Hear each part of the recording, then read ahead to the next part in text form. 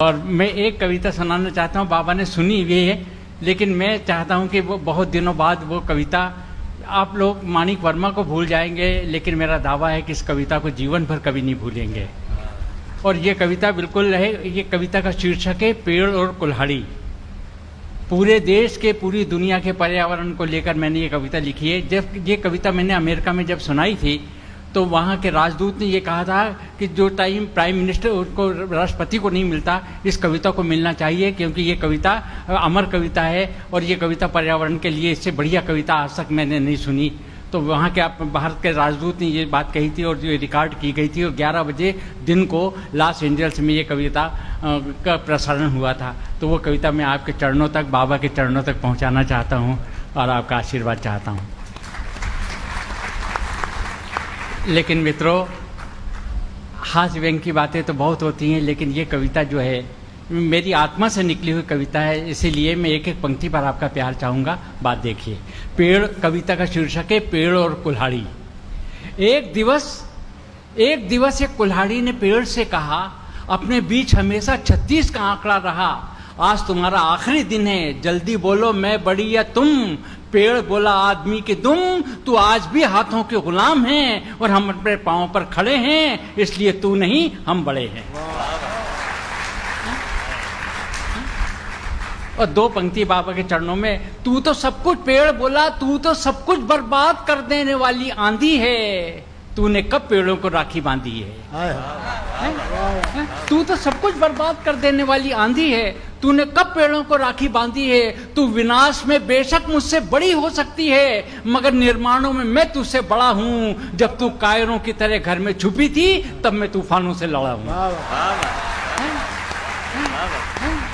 तब मैं तूफानों से लड़ा हूँ, ये कड़कती बिजलियां, ये अंधेरी रात, सर्दी गर्मी बरसात, मैं तो सब कुछ हंसकर सह लेता हूँ। लोग मुझे पत्थर मारते हैं, मैं उनको मीठे मीठे फल देता हूँ। लोग मुझे पत्थर मारते हैं, मैं उनको मीठे मीठे फल देता हूँ। और सुन, 2 पंक्ति देखिए, और सुन, कोई गर्भवती चिड़िया यदि मुझ पर अपना घोंसला नहीं बनाती, तो अपने बच्चों को आदमी से कैसे बचाती? अरे कलमुही, अगर हम पेड़ बन के धरती पे नहीं खिलते, तो खाने को धतूरे भी नहीं मिलते। और दोस्तों, मैं आपका आशीर्वाद चाहूंगा, इससे अच्छी पंक्ति मैंने नहीं लिखी। और सुन कलमुही सुन, अगर हम पेड़ बन के धरती पे नहीं खिलते, तो खाने को धतूरे भी नहीं मिलते। अरे विज्ञान लाख अपनी उपलब्धियों पर फूल जाए, अगर हम सांस नहीं छोड़े तो आदमी सांस लेना भूल जाए। अगर हम सांस नहीं छोड़े तो आदमी सांस लेना भूल जाए। आदमी सांस लेना भूल जाए। क्या अगर हम सांस नहीं छोड़े तो आदमी सांस लेना भूल जाए?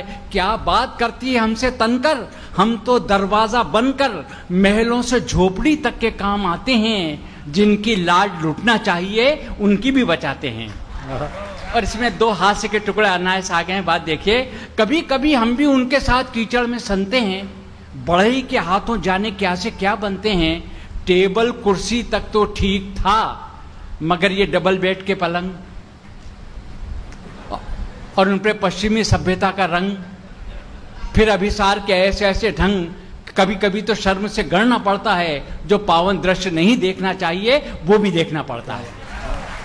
और ये आजकल की फिल्में, सेक्स के सिवा क्या रखा है इनमें, ये रहस्य आज तक नहीं खुलता है। क्या हीरो का चेहरा हमसे मिलता जुलता है? जो हीरोइन दौड़ दौड़ के जंगल में आती है, हमसे लिपट लिपट के गाना गाती है, घड़ी घड़ी मेरा दिल धड़के, और अगर ऐसे में हमारे जज्बात भड़के और हम पेड़ से आदमी बन गए, तो बैरागी मन चंचल हो सकता है, इसी जंगल में मंगल हो सकता है। और दोस्तों, ये पूरी कविता की आत्मा एक शब्द पे टंगी है, पेड़ बनने का कारण। ये आपको नहीं मालूम होगा, लेकिन मैं बताता हूं कि पेड़ बनने का कारण क्या है। पेड़ बोला नादान, पिछले जन्म में हम भी मनुष्य थे, सच बोला तो पेड़ हो गए। पिछले जन्म में हम भी मनुष्य थे, सच बोला तो पेड़ हो गए। उस दिन हमारी भी छाती फटती है, जब किसी कुल्हाड़ी से पेड़ ही नहीं, बेगुनाहों की गर्दन भी कटती है। बेगुनाहों की गर्दन भी कटती है।